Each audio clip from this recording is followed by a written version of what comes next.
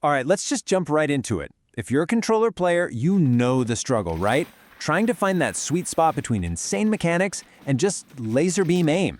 Well, today, we're gonna break down the pro-level settings that get you there. We're turning all those confusing menus into a simple formula you can actually use. I mean, seriously, who doesn't want that? It's the absolute holy grail for any competitive player. You want to hit your shots, you want to build and edit like a maniac, and just feel totally in control. That's the goal, and that's exactly what we're going to set you up for. So hang with me here. We are going to unpack a complete guide, soup to nuts, based on what the top tier players are using on both console and PC. So no more guessing, just a clear, step-by-step plan to seriously level up your game. Okay, first things first. Before we even think about your sensitivity or your keybinds, we have to deal with the #1 enemy of every single controller player: input delay. Seriously, this is the foundation. If you don't get this right, nothing else matters. Just think about it for a second.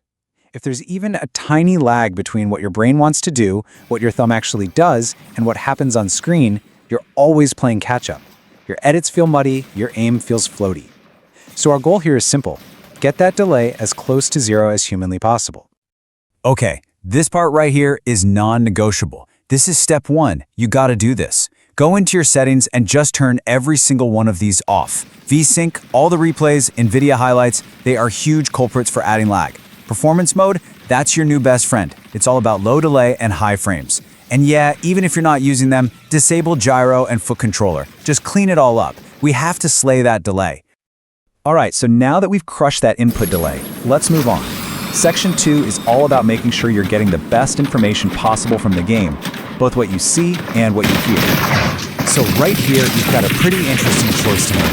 If you set your view distance to far, you get those classic solid-looking console builds. But if you set it to near, you get the simpler, almost see-through mobile builds. Honestly, most pros stick with far for better visibility, but you should really try both and see what your eyes prefer.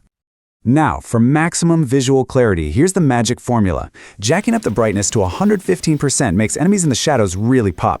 Low textures and high meshes, that gives you that super clean, performance-focused look without losing the important shapes of builds. Shrinking your HUD down to 75% clears up so much screen space. And for damage numbers, switch to list and bump the scale to 125%. That way you can easily see how much damage you're stacking up in a fight.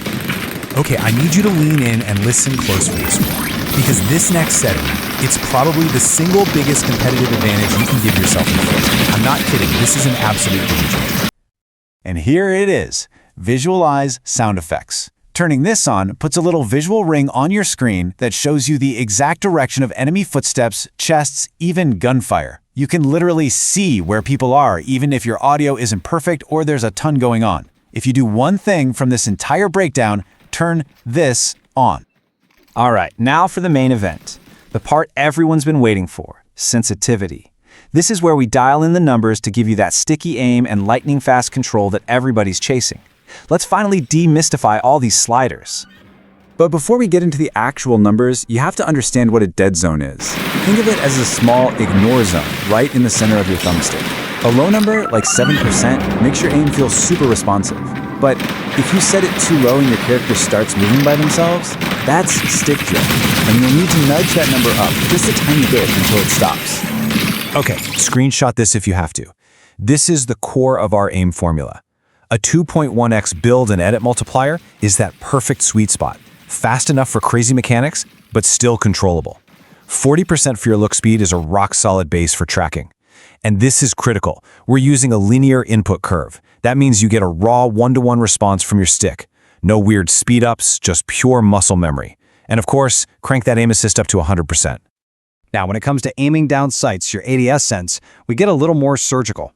We're starting with a nice low 7% speed for that pinpoint accuracy. But here's the secret sauce. We're adding a tiny 5% boost that kicks in almost instantly. What does that do? It gives you just enough of a speed burst to catch a player who's flying across your screen without totally ruining your fine-tuned micro adjustments. And that 12% trigger dead zone, it just makes your edits feel a little bit snappier. So we've got our performance maxed out, our visuals are clean, and our aim is dialed in. The final piece of the puzzle is your keybinds. And look, the best setup for you really boils down to one simple thing. How do you physically hold your controller?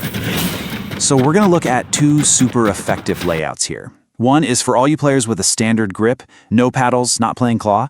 And the other is for those of you who do play with that advanced claw grip. Find the one that matches. Okay, if you're a standard grip player, this layout is an absolute game changer.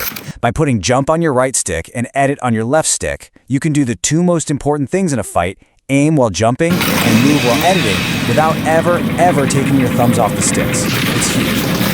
Now for all my claw players out there, this is a top-tier setup. Since your index finger is already chilling over the face buttons, you can jump with X and edit with triangle while keeping full control of your aim. This frees you up to put something important like your pickaxe on a bumper for just maximum speed and efficiency.